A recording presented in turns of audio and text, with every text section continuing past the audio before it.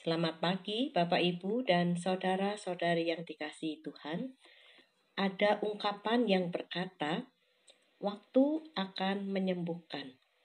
Ungkapan ini dipegang banyak orang, termasuk orang beriman. Apapun masalahnya, apapun lukanya, apapun duka citanya, waktulah yang akan menyembuhkan. Sekiranya waktu dapat menyembuhkan, tidak akan ada orang yang mengalami luka batin. Sekiranya waktu dapat menyembuhkan, tidak akan ada orang yang mundur dari Tuhan. Ya, sayang sekali, waktu bukanlah penyembuh. Waktu justru seringkali membuat banyak orang tanpa sadar menciptakan gunung es atau bom waktu yang dapat meledak setiap saat. Semua orang pernah terluka dan mempunyai luka yang didapat dari penyebab yang berbeda-beda. Bahkan kematian pun dapat menjadi luka. Luka tidak hanya berubah menjadi duka cita, tapi juga berubah menjadi putus asa, bahkan depresi yang tidak dapat diobati dengan usaha sendiri atau dengan nasihat-nasihat yang baik sekalipun. Bahkan lebih sering, kondisi buruk karena luka membuat banyak orang, mungkin termasuk kita, tidak dapat berdoa. Tetapi ini bukan berarti tidak dapat diobati.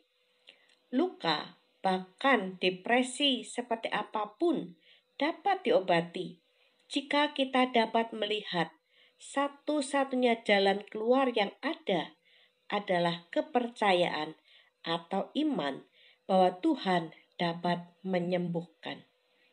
Mazmur 147 ayat ketiga berkata kepada kita demikian, Ia menyembuhkan orang-orang yang patah hati dan membalut luka-luka mereka. Pemazmur melihat Tuhan sebagai penyembuh dari segala luka, bahkan depresinya. Mazmur pasal 6 ayat 9 bagian terakhir sampai 10 berkata, Sebab Tuhan telah mendengar tangisku, Tuhan telah mendengar permohonanku, Tuhan mendengar doaku.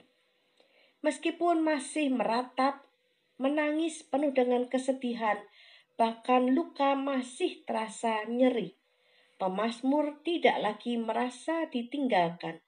Dan pemazmur yakin Tuhan akan menyembuhkan segala lukanya.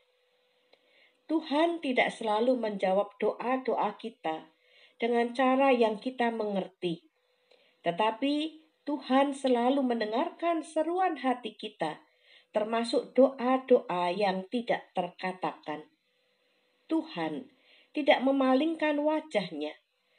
Tuhan tidak menutup telinga dan matanya karena ratap tangis kita. Tuhan mendengar dan melihat kita dengan baik, dan Dia akan menyembuhkan kita dari semua keputusasaan dan luka-luka kita. Saat kita terpuruk, kita dapat lupa pada janji-janji Tuhan. Tetapi Tuhan tidak lupa kalau kita ini rapuh dan rentan. Tuhan ingat bahwa kita adalah debu.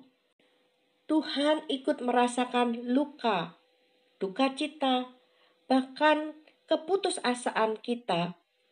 Dan ini dapat kita pelajari dari peristiwa sebelum Tuhan Yesus naik ke surga, di mana para murid mengalami duka cita, kesedihan, bahkan terluka karena akan berpisah dengan Tuhan Yesus. Yohanes pasal 16 ayat 22. Demikian juga kamu sekarang diliputi duka cita.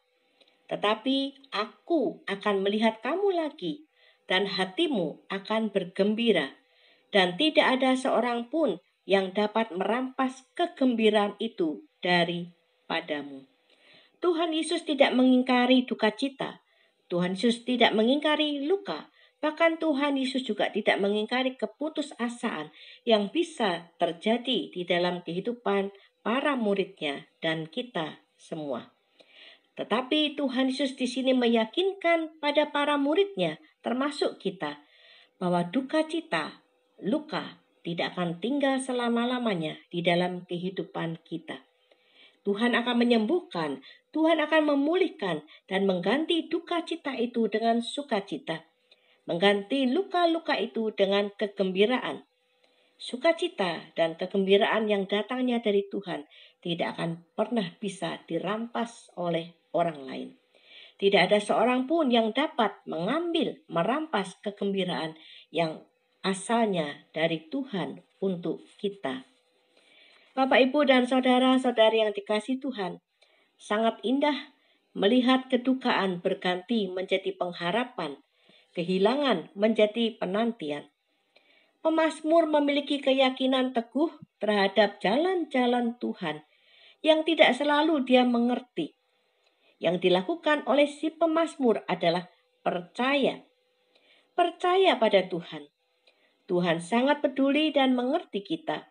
Dia mengasihi dan mendengar kita. Hidup kita berharga di mata Tuhan. Kesadaran ini akan membawa pengharapan bagi kita untuk mendapatkan kesembuhan. Bagi kita yang sedang mengalami luka, apapun penyebabnya. Bagi kita yang sedang mengalami duka cita, apapun penyebabnya. Bahkan bagi kita yang sedang berputus asa, apapun penyebabnya. Bukan waktu yang akan menyembuhkan, tetapi Tuhanlah yang akan menyembuhkan. Dia mendengar tangis kita, mendengar permohonan dan doa-doa kita. Hidup kita terlalu berharga untuk hancur karena luka atau duka cita. Karena itu, biarkanlah Tuhan memulihkan kita. Biarkanlah Tuhan menyembuhkan kita. Tuhan beserta kita. Amin.